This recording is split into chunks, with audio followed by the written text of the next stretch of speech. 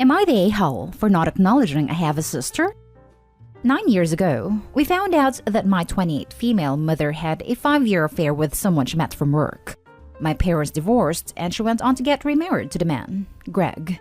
My mother moved her husband and his daughter, Kylie, 26 female, from his previous marriage into our house, and I lived with them before I left for college. I remained in minimal contact with them until Kylie joined my company and started working in my department. Nobody was aware of our relation since we had different last names, and I had told Kylie not to disclose anything about this. Last Friday, while clocking into work with a few of my co-workers, Kylie came up to me to ask if I could come home for a family dinner. By lunch, our entire department was gossiping about it, and Kylie would confirm their suspicions. Fed up, I told the department that I do not have a sister.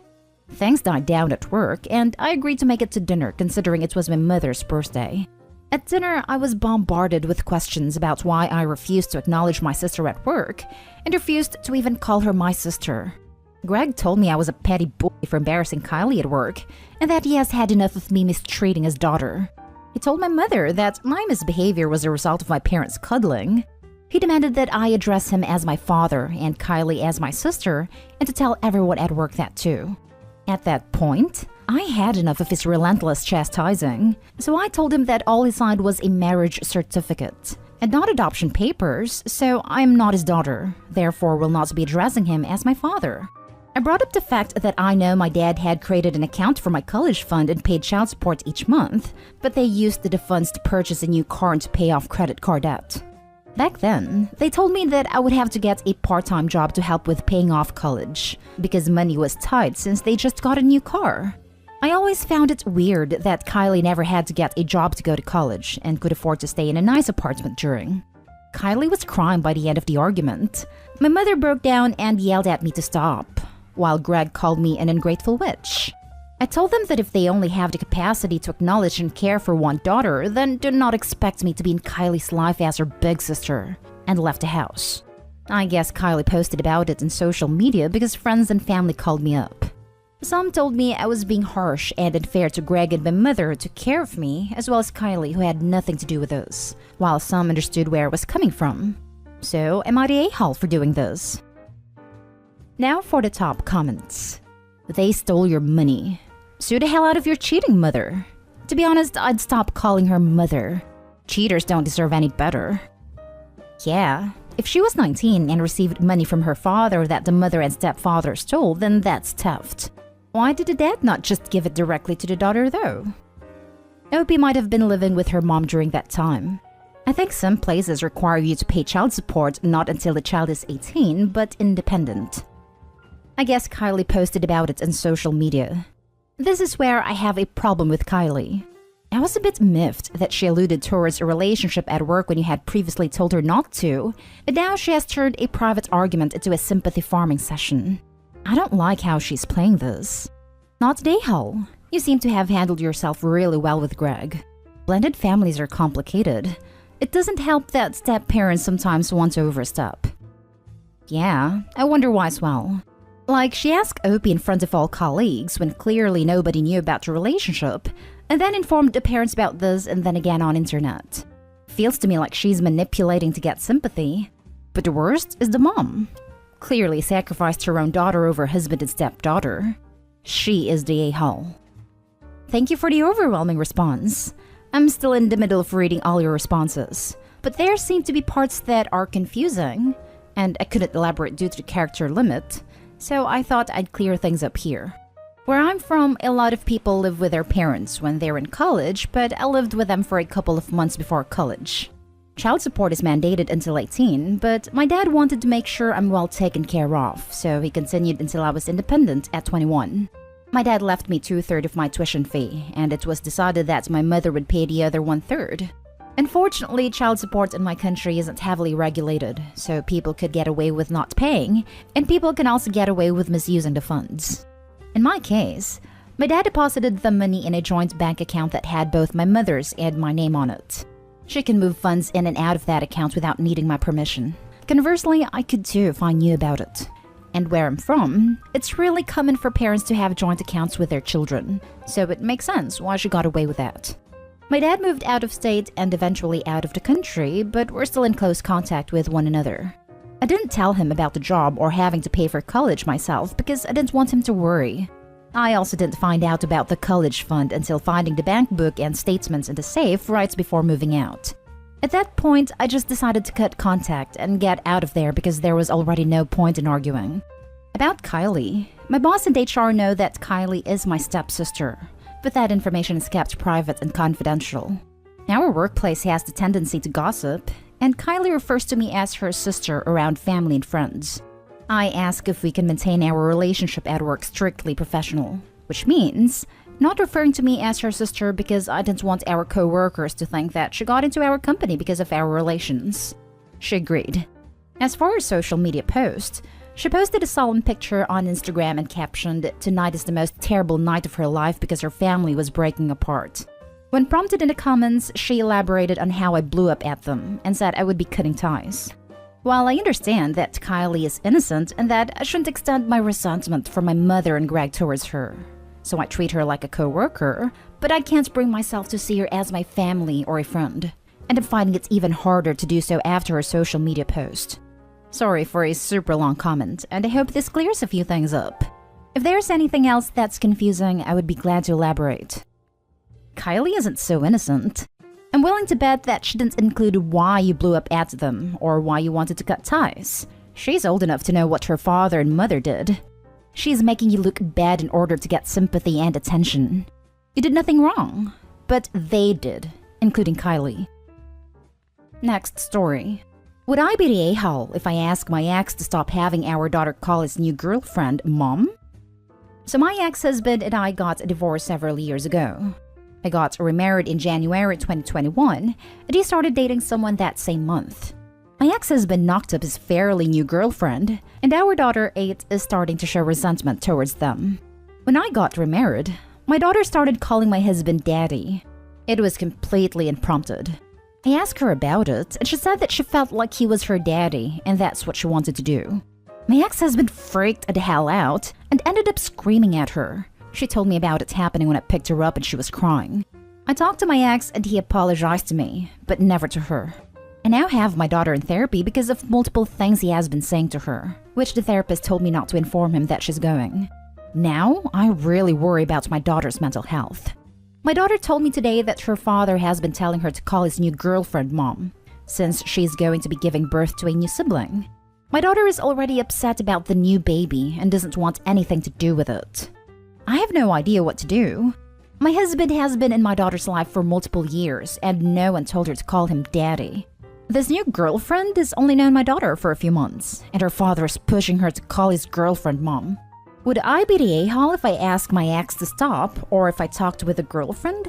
Note: just for clarification, I would have no issue with my daughter calling her father's new wife Mom if that was something my daughter felt was right. But her father is the one insisting, and this is a woman my daughter has only seen a total of 10 times. I personally call my own stepdad and stepmom Dad and Mom. My daughter doesn't not like the new girlfriend, but she's admitted that she doesn't feel comfortable with her as well. Not today, Hall, but talk to the therapist about how to handle this. The way her father treats her is horrible. I'm sorry you're dealing with this. According to OP, the therapist doesn't even want OP to inform Dad that daughter is in therapy. Yeah, I'm a bit suspicious of that statement. And if it is true, I'd suggest OP find a new therapist. Any therapist who encourages dishonesty over finding healthier ways to communicate is not very good. Sorry, I wasn't very clear. The therapist doesn't want her father to know just yet, due to the nature of the therapy and that he's been emotionally/mentally abusive.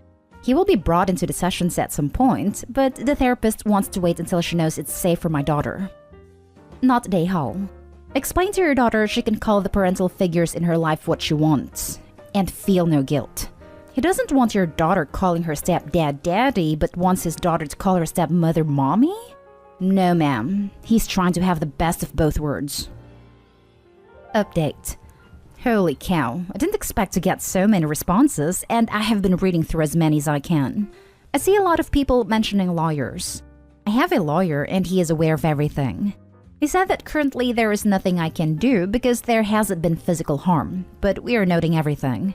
He also said when there's enough evidence from the therapist, we can petition the court for supervised visitation until he receives therapy/anger management and is cleared to see her on his own, but it would be virtually impossible to take away all of his rights to her without evidence of physical mistreatment. Now for the next story. Am I the a-hole for not inviting my former stepmother and stepsister to my wedding? My parents divorced when I was 3. Dad remarried when I was 9, and he died when I was 19. After his death, his wife's stepdaughter and I didn't really keep in touch with each other. That was more my choice than theirs. I was never particularly close to them, and had spent more time with my mom than my dad while they were married, because of the distance he lived from us. And when he was gone, I didn't see a point in staying in touch. My grandparents continued to keep in touch with them though, and even told them when I got engaged, and then when I sent invites out last week. After, they got upset about not being invited, both them, and my grandparents started giving me crap for it. My grandparents gave my former stepsister my number and she gave it to her mom. I heard everything from they're still family to it's a slap in the face when people ask why they aren't there. After 7 years of no contact, I wasn't expecting this. My grandparents expressed real disappointment in me though, which is why I came here. With everyone pissed at me and thinking of me as the a-hole, I had to ask. So tell me, Reddit, am I the a-hole? Now for the comments. Not the a-hole. Relationships are two-way streets, with both sides needing to make an effort. If either side wants to participate in the fun events like weddings, graduation parties, and baby showers, then they need to put in the work of weekly/monthly communication to have that expectation. This. I have an older stepbrother who I have had 3 conversations within 16 years. I still consider him family, but just distant. If you want to be close, got to meet at least part way. Not the a-hole. It's your wedding. You and your partner choose the guests based on their significance in your lives. Not the a-hole. Why is your grandma creating drama for you when you're getting ready to get married? That's just rotten of her. If you don't consider the stepmother and stepsister to be family because you never developed a bond with them and didn't see them much while your dad was alive, your feelings and reactions are totally understandable. Is your grandma bored? Lonely and miserable without much to do besides creating drama where she can find it? Why on earth is she handing out your number to people without asking you first? Sorry to tell you this, OP, but your grandma is the huge a-hole in this situation. I figure this must be your dad's mom, so she considers your stepmom to be her daughter-in-law and thus her family. Still no reason to try and force that BS onto you. Sorry you're dealing with that. It's not just my grandma, but both my grandparents on my dad's side. Tell them your ex-stepmother and stepsister are not your family. You had little to do with them when your dad was alive, and you've had no relationship with them since he died. Tell them to stop talking about you to them, that they're only creating unnecessary drama by doing so, and if they don't, you'll have to limit contact with them. Tell them you're blocking your ex-stepmother and stepsister, and you will not discuss it further. Your ex-stepmother and stepsister are literally strangers to you. They aren't even distant extended family who you see a few times a year. You don't have to spend money on entertaining them for appearances. People, other than your grandparents, will think nothing of them not being there, as they haven't been part of your life for over 7 years. Shut your grandparents down, and then refuse to discuss it further, and don't waste mental energy thinking about it either. Last story is titled, Am I the a-hole for expecting my ex to treat all his kids the same? My ex-husband Paul and I have 3 kids together. Since splitting, we have both found new partners and he has had another child, Ollie, with his new partner, Becky. My children spend every other weekend at their dad's. My daughter is about to turn 13 shortly, and it falls in Paul's weekend. Ollie and my daughter have an 11-year age gap, and Ollie was born the day after my daughter's birthday. We hoped that as the 2 children were born in different days, that there would be no problems. The whole family made running jokes through Becky's pregnancy about her crossing her legs tightly for my daughter's birthday, as her due date was so close. Paul and Becky have decided to have a birthday party for Ollie on my daughter's birthday, and also celebrate hers on the same day. My daughter was very unhappy that she will turn 13 and has to go to a toddler's party, and asked to stay home that weekend and have a sleepover with their friends instead. I have contacted Paul to see if this is okay, and he had a go at me for messing with the plans. Am I the a-hole for expecting him to accept his 13-year-old daughter wants her birthday to be about her? Ollie is so young he doesn't know the date, so surely his party can be any other day? Thanks for reading. Not the a-hole. How can he possibly think she wants to share a birthday with a toddler at the brink of her teens? Her birthday's for her, so I don't blame her or you. One birthday celebrated on Saturday and one celebrated on Sunday. Easy peasy. Not the a-hole. Especially if she wants a sleepover as opposed to a kid's party. She could have had a cake and sleepover party with her friends, and family could wish her happy birthday the next day at Ollie's party. Not the a-hole. For X, it's convenient. Ollie probably won't remember. But your 13-year-old will. X made these plans without considering 13-year-old feelings about it. She wants to sleep over. How does that ruin his plans? If 13-year-old doesn't want to go, she shouldn't have to. It's her birthday, not X's. It does not inconvenience him in any way. You're the one who will be watching over the sleepover. If X wanted to be a part of the celebrations, he should have asked 13-year-old what she wanted. I highly doubt that the X planned any of this. I bet the stepmom planned a birthday party for her child on her stepdaughter's birthday. She can't see her obvious favoritism, so she believes having a cake and presents for the 13-year-old on the same day is equal acknowledgement.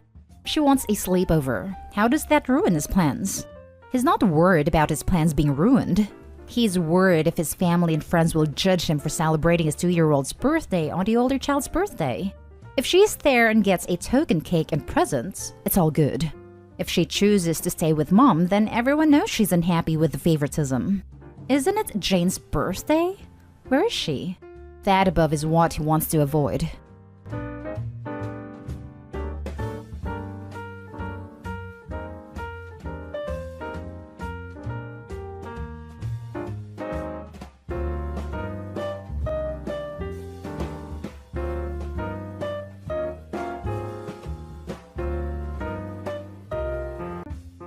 Update. My 23 female partner 26 male stormed out of our apartment after I told him I couldn't give him the support he wanted because my friend died.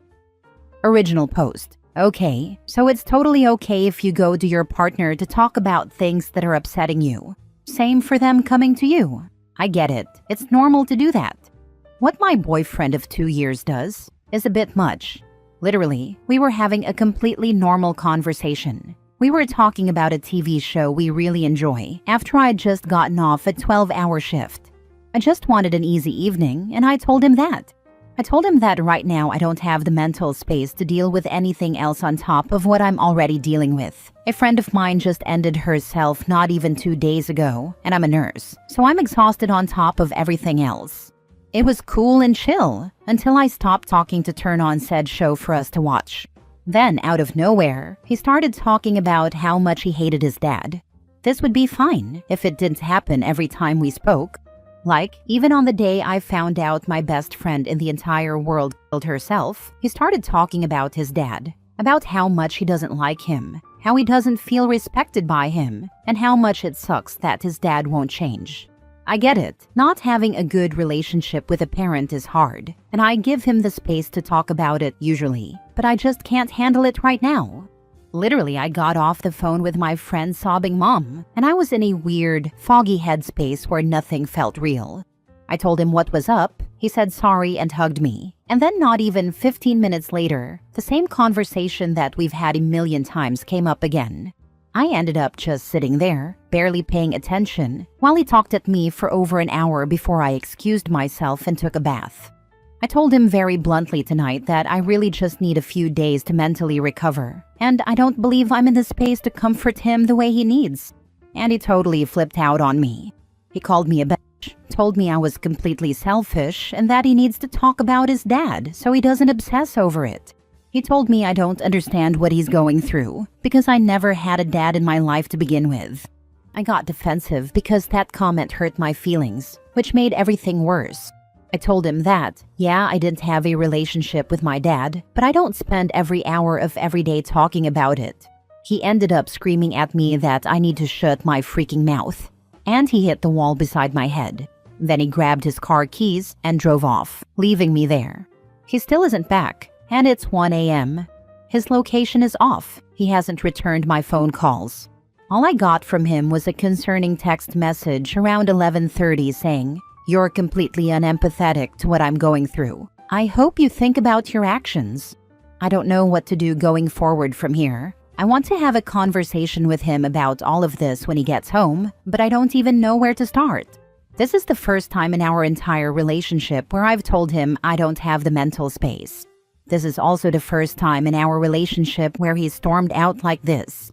I feel guilty because I know the relationship with his dad upsets him, and I absolutely shouldn't have gotten defensive, but I just don't have it in me to offer comfort. Is there any other way I can say to him that I don't have the space? Now for the top comments before reading the updates.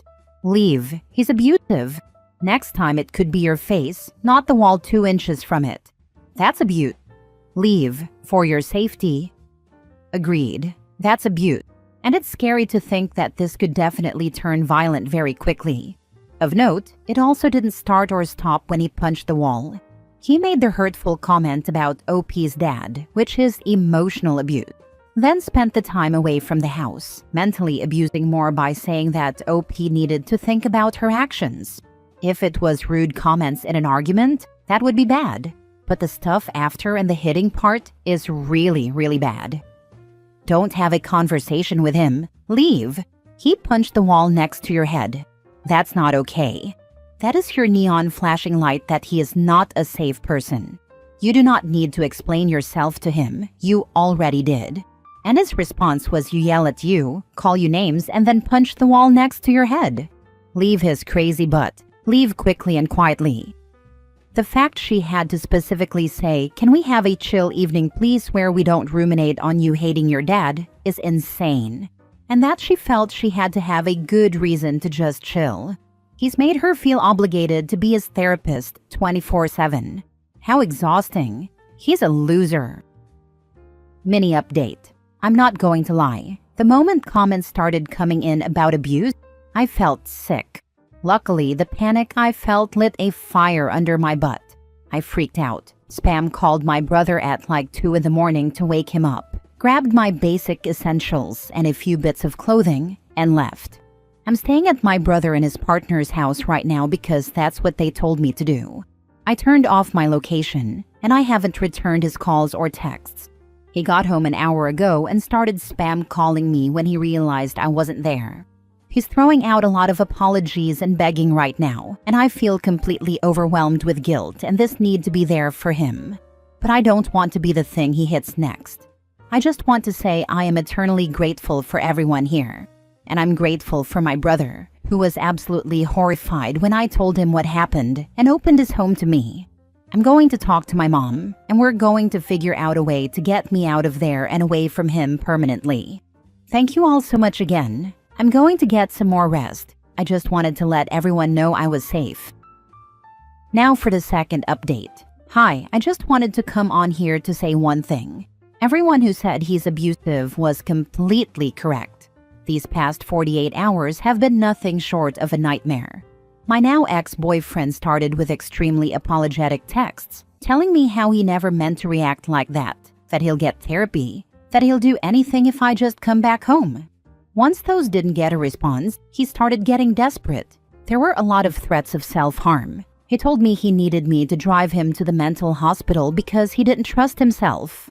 At that point, I called him and told him I'd call a welfare check for him, but I wouldn't be driving him anywhere.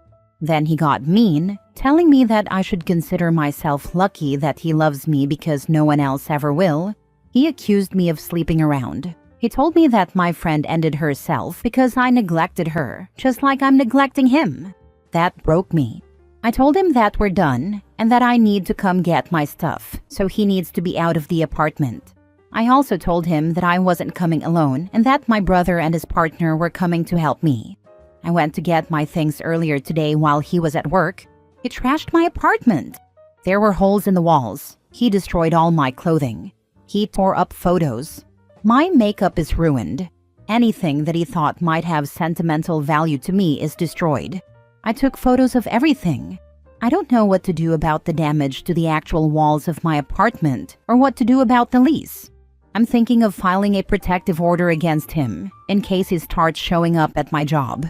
I'm just done.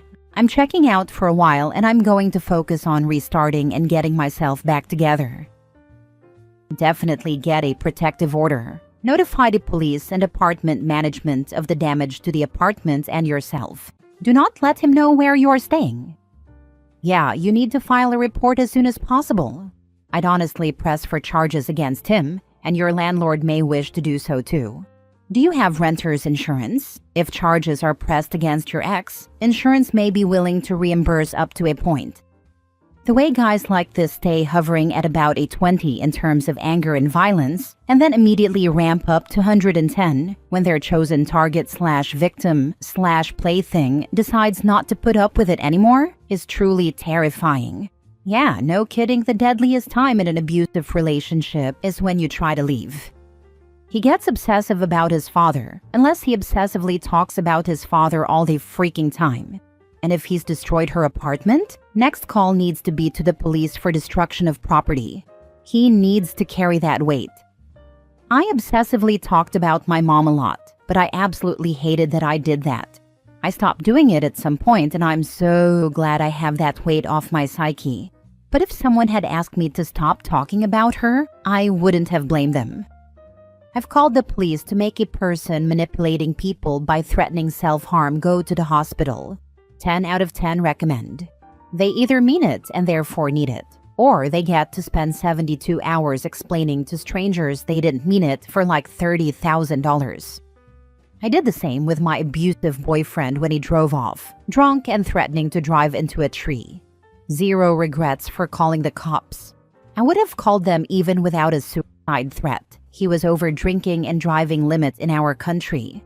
I also gasped when I read. Then he got mean, telling me that I should consider myself lucky that he loves me because no one else ever will. Because that same a-hole said those exact words to me. Same ex punched holes in the wall of every house we lived in too. It's like there's an abuser playbook or something. Last story. I think a nap ruined my marriage to my husband.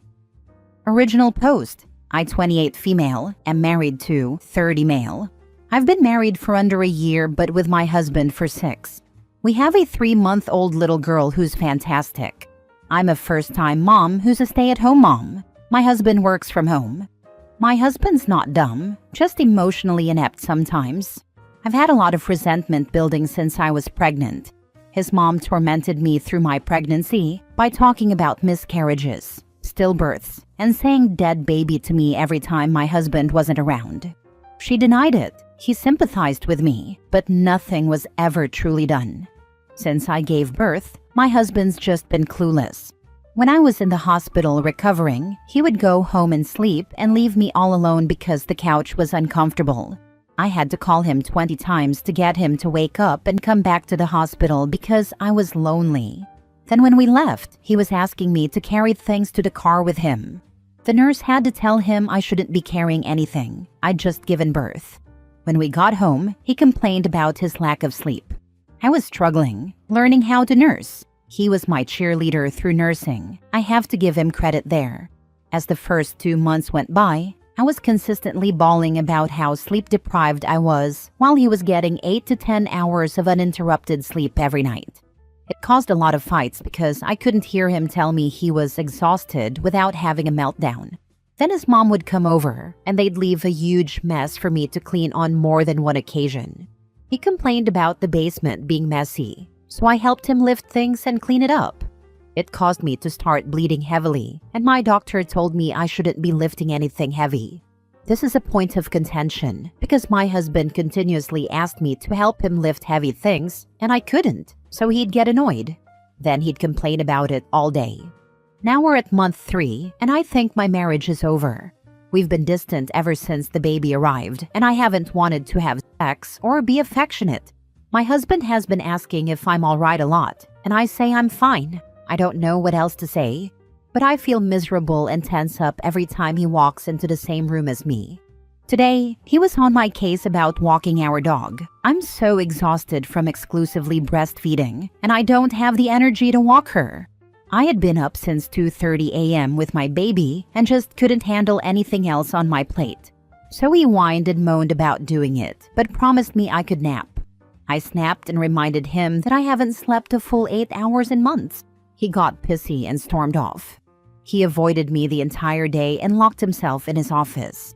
I spent the rest of the day randomly breaking down in full-blown sobs because I was so tired. 11 p.m. hits, and he hasn't come out of his office, so I finally break and go get him. He gives me the cold shoulder and I just break down. All the lack of support just broke me. I told him I hated him, I wish I could go home, and I even mentioned divorce. He calmed me down and apologized for being selfish. When I asked what he did all day, he said he napped. He napped the whole day. While I was struggling to keep myself standing, he was napping. I broke down. I cried and cried. He was apologetic and showering me in sorries and I love yous. For the first time ever, I couldn't tell him I loved him too. Now it's 2 a.m. and I can't sleep because I'm so distraught. He's snoring next to me and I just hate him right now.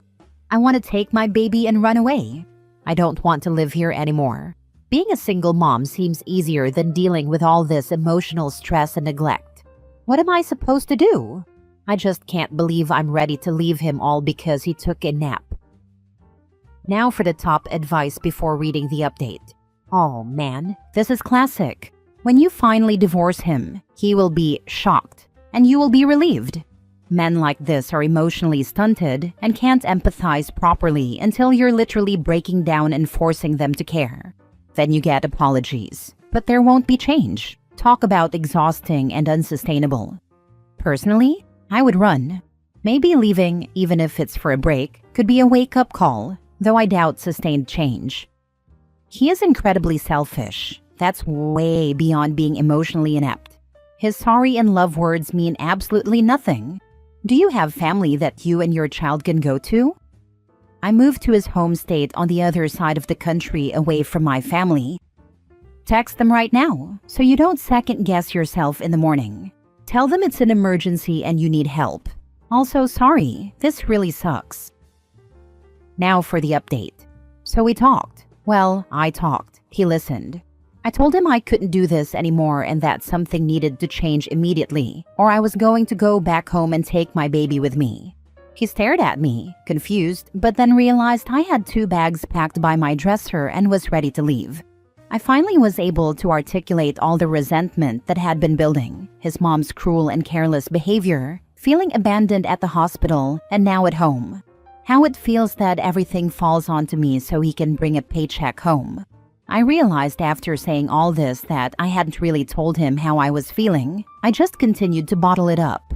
He was defensive at first, and I gave him one warning. If this conversation was filled with excuses, I'm walking out. So he stopped and truly listened. He was genuinely remorseful. He only said sorry once at the end, and he meant it. Then he started asking me what I needed him to do. We made a plan, and I finally feel like I can breathe a little easier. He has dog walks handled indefinitely. Mother-in-law is banned from the house and to have no contact with me or my baby. Once my husband's off work, I'm off duty for the day. I'll still breastfeed because I want to do that. I get a lot of fulfillment out of it. And if you saw the way my baby pats my boob when she nurses, you would too. Her big hazel eyes are like a drug. I'm typing this while soaking in a warm bath. I've been promised the weekend to decompress and sleep to my heart's content. I'll pump instead of nurse this weekend, and we have a stash of frozen milk he's planning on using. He knows what needs to be done, her routine, how much to feed her, so I know he's capable. I can actually hear him unloading the dishwasher right now. We're planning on doing something as a couple one day each weekend, so I don't feel like just a mom. I can be a person too. We're going to go to couples counseling, and I'm going to start individual therapy. He's already in therapy. He didn't have a dad who showed him what love looked like. He had an adult toddler as a father who threw tantrums and verbally abused him and his mother. My husband often comments on how my dad drops everything in a nanosecond for me and how he wants to be like that. But he's not. He's failing me and his daughter. That was really tough for him to hear. So now we take it day by day. If he's actually capable of change, I'll have to wait and see. My bags are still packed and by the door. I guess I have them there as a reminder to myself that leaving is an option at any moment I please. That makes me feel a little better. I'm hopeful, but not delusional. I know we might not be able to come back from this, and that's okay. I have to take care of myself, so my little girl has a mama who smiles at things besides her. I have an appointment scheduled for a PPD screening, and my mom's planning on visiting at the start of next month. My family's ready with their door wide open when I choose to come home. Made me cry to hear my dad tell me he'll be on the first flight when I'm ready, so I don't have to fly home alone. Thank you all for letting me spill my guts.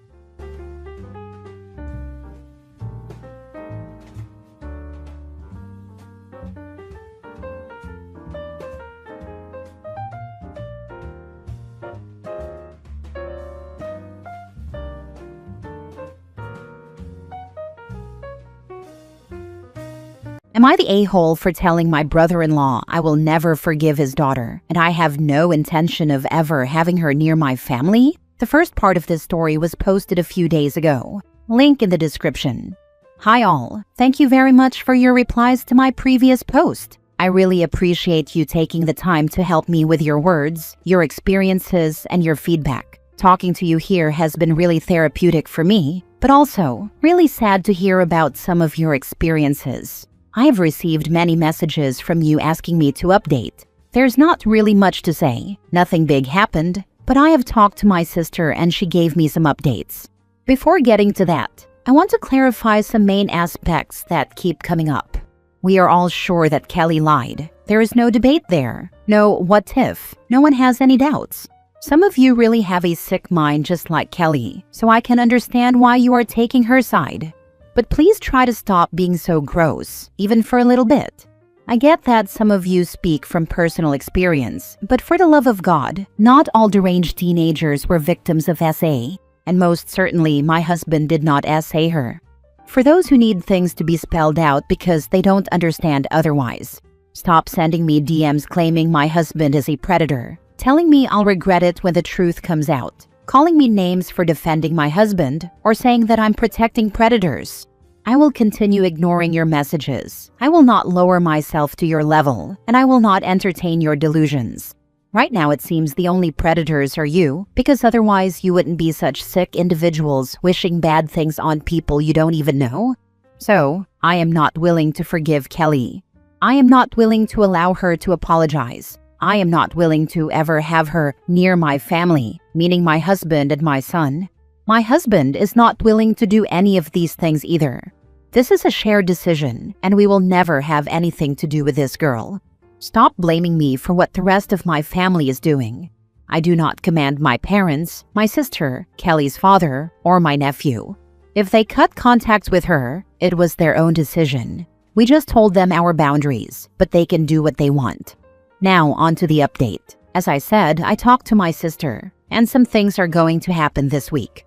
First of all, Kevin is coming to our place tomorrow, and will spend the entire week with us so that my sister and her husband can have time to sort things out. They plan to visit Kelly at her mother's place, sit her down, and tell her what is going to happen. My sister asked Kevin if he wants her to divorce, or if he feels unsafe living with her husband. My nephew told her he doesn't want to ruin her marriage.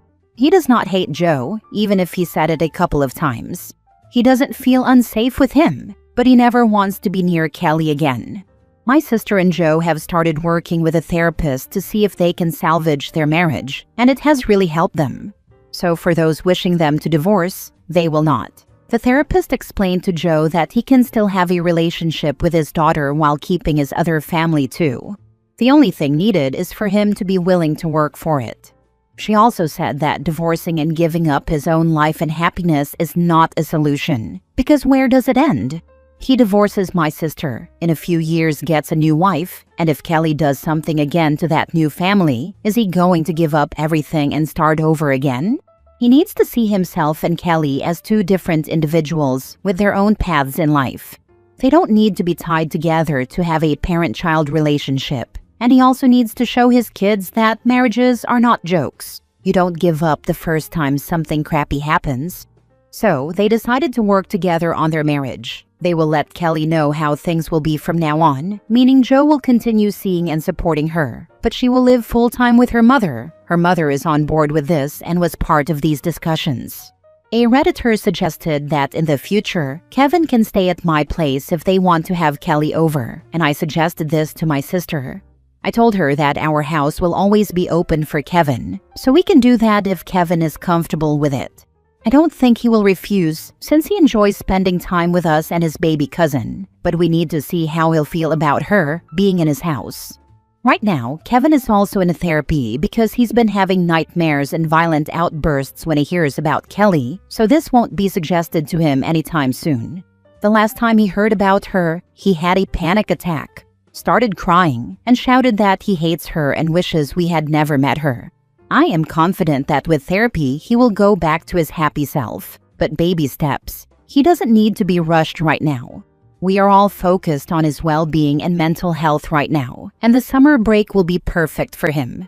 The girl will also be moved to a different school during this summer. This is for both her and Kevin so they don't need to see each other at school, and she will avoid being bullied.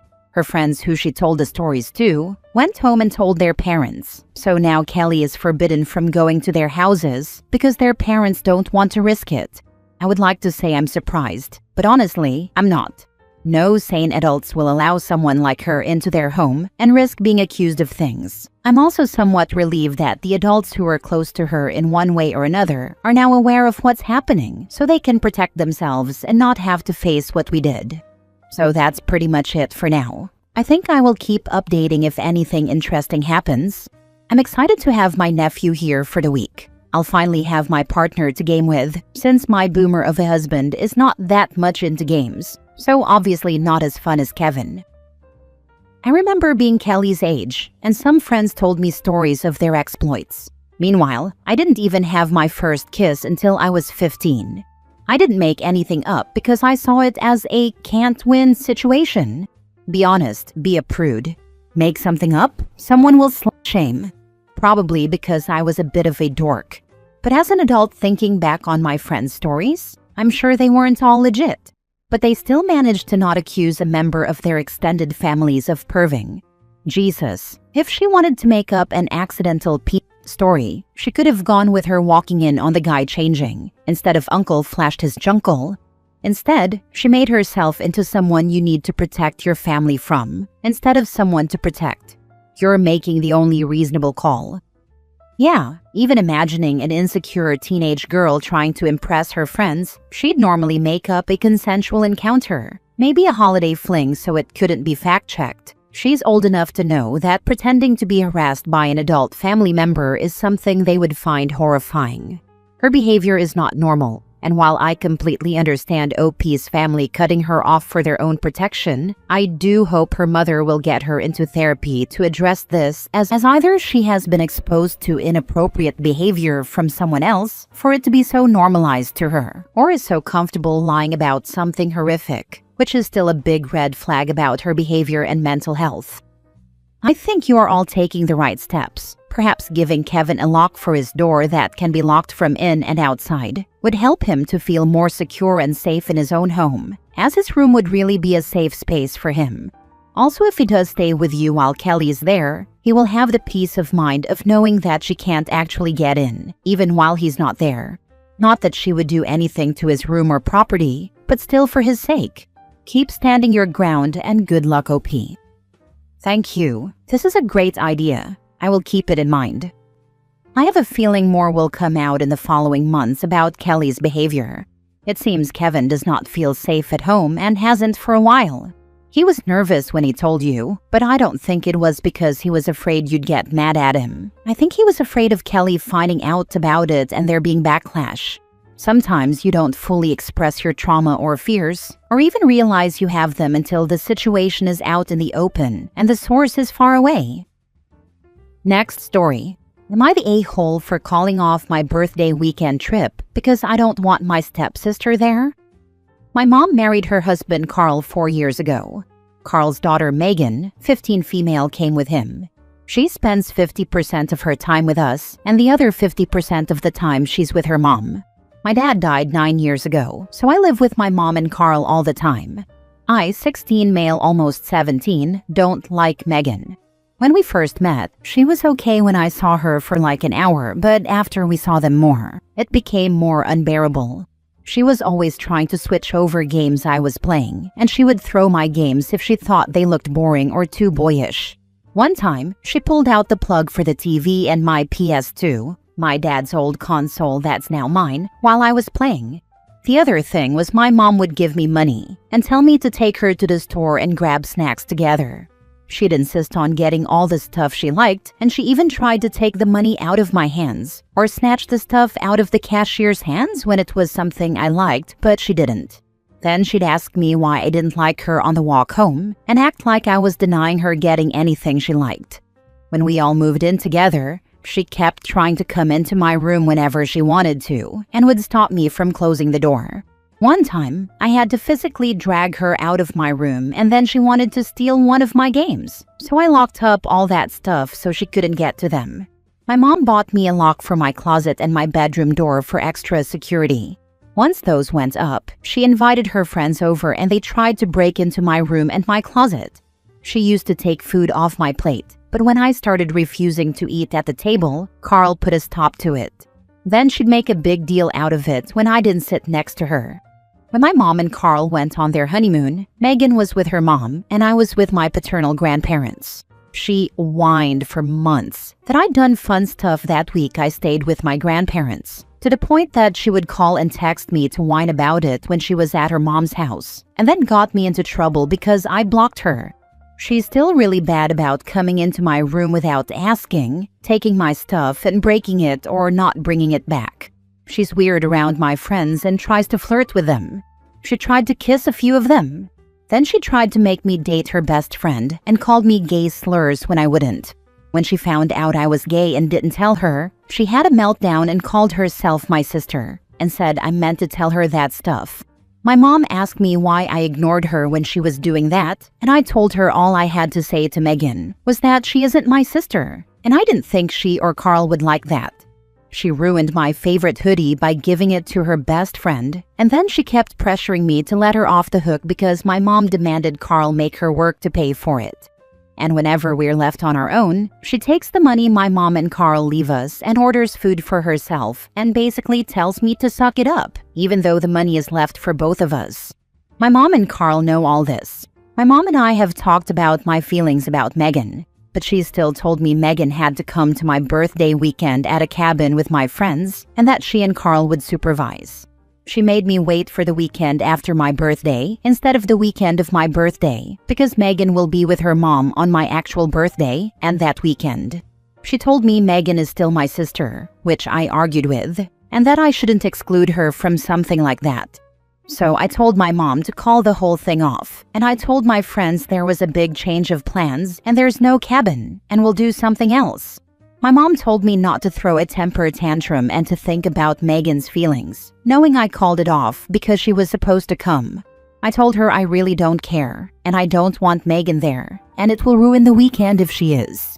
Am I the a-hole? Nope, not the a-hole at all. Your mom keeps ignoring years of clear boundaries and lets Megan treat you like crap. This was your birthday, your friends, your time, and she tried to shove her in anyway. You were right to cancel it. You don't owe Megan anything just because your mom married her dad. Exactly. Being forced to include someone who constantly disrespects you isn't family. It's punishment. Not the a-hole. Sounds like you've got quite a lot on your shoulders.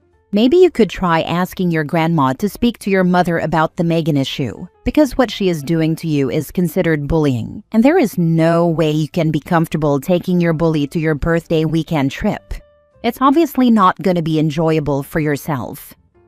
My mom doesn't listen to others about this. She'll only get more stubborn, not less, if I have a grandparent or family member talk to her. Not the a-hole. This is how your mom ends up with no son at all after you turn 18. I wouldn't be surprised if Megan has feelings for you. Ew, I worry about that sometimes, or that she's just really trying to push her friend on me and will do something crazy. I lock myself in my room on nights she has her best friend stay over. Last story. Am I the a-hole for not allowing my mother-in-law access to my son anymore? My mother-in-law, 47 female, insisted she be in the delivery room with my husband, 24 male, and myself, 26 female. So we allowed her, since I don't have my own mom. Nothing went right during labor and birth. Nothing. She was one of the first people to see our son in the NICU, though. Fast forward to coming home, 7 days after having a C-section, losing over a liter of blood, and having to recover on my own since my husband had to go back to work, my mother-in-law came over to help me. She was quick to take photos and post them on Facebook saying, "Oh my God, she has a new grandson that shares a birthday with some old family member of hers." She made me do everything. She dropped a pacifier. I had to wash it and grab it from the floor. To be fair, she did change a diaper, but then walked away and left my son on his changing table. She's big into saying how much she loves him and whatnot, even posting photos of him with her declarations of love. She's the typical Facebook grandma who rarely sees the grandchild. But here's the catch. It's only with my son. She has 2 other grandchildren that she sees regularly.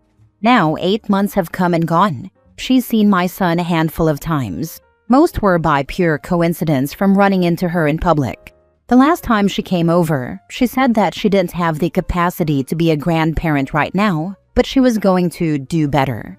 My son doesn't know her. She just had the other 2 grandchildren over for a party, and where was our invite? My husband found out by chance since he was helping his brothers with something at their parents' house.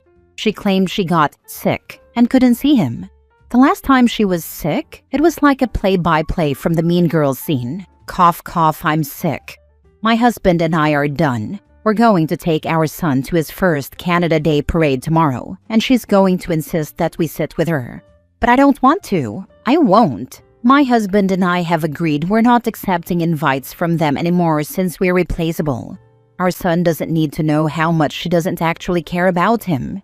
Am I the a-hole? Not the a-hole. You are a mother who is making a difficult but necessary choice to protect your son's emotional well-being. If your mother-in-law cared, she wouldn't make excuses. Not the a-hole at all. You're doing exactly what a good parent should, putting your child's emotional well-being first. Consistency matters, and if someone can't show up for your son, then he's better off without the confusion. Boundaries aren't cruel, they're love in action. Not the a-hole. It sounds like your mother-in-law might have some narcissistic tendencies, along with being extremely passive-aggressive in her dealings with your family. Boundaries would be a necessity, I think. Maybe even going no contact until you see some evidence of change. Whether she is actually capable of change, though, might be debatable. Your child is probably better off without a relationship with this particular grandma at this point in time. Do what you need to do to protect your family, OP. Blood doesn't always determine who makes good family. Oh, she's absolutely has narcissistic tendencies. She hasn't wished my husband a happy birthday in years, but heaven forbid we forget hers. Blood absolutely doesn't equal family. Our son has an amazing godfather and soon-to-be godmother, and her son. He's surrounded by love. Just unfortunately, it isn't from my husband's side. Have a relative like this, from the grandchildren perspective, thank you. There is no betrayal like thinking your grandparent is a lovely, wonderful person until you see them treat your family differently when you're grown.